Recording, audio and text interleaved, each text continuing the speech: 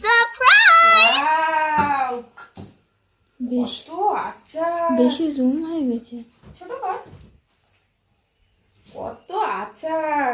চল চল চল, কি কি আচার আছে দেখি।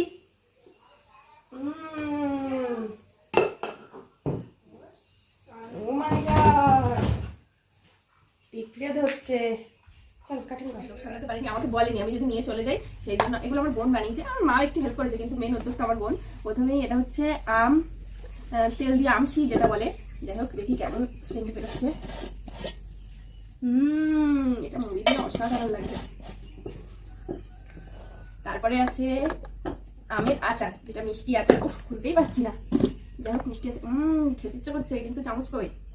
চামচ এনে দে। হাত দেখে না বলবে কোথা থেকে বাজে কমেন্ট করে। ওকে, বাবা রাক্ষসের মতো লাগলো। মিষ্টির ভাগটা একটু কম, টক ঝাল মিষ্টি দেবে। এটা কি? এটাও আমের কিছু একটা, সব আমের সিজন চলে যাচ্ছে বলে বানিয়ে রাখা হয়েছে। কুল সিজন চলে যাওয়ার আগে কুলের আচার বানিয়ে রেখেছে। সব এখন খাবো, দেখো গাইস। তারপরে এটা হচ্ছে আম কুলে সর্ষে বাটা দিয়ে কি করেছে, এখানে দই যা। এটা কি কি দিয়ে খায়? এটা ভাত দিয়ে, মুড়ি দিয়ে।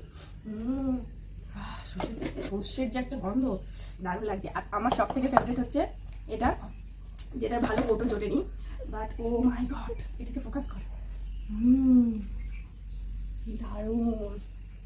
কতগুলো যে গোল্লা এখানে আছে জানি না, তার মধ্যে থেকে আমসত্ত্বগুলো গোল গোল পাকিয়ে রেখেছে, দেখো। ও মাই গড, একটা খুলছে। ও মাই গড, অসাধারণ। এগুলো আমি সব নিয়ে যাবো, ভয়টা আমাকে বলেনি, আমি যখন এসেছি এবার তো গায়ে। ও মাই গড, অসাধারণ মজা। দারুণ লাগবে। তো তোমাদের কোন আচার খেতে ভালো লাগে বলো।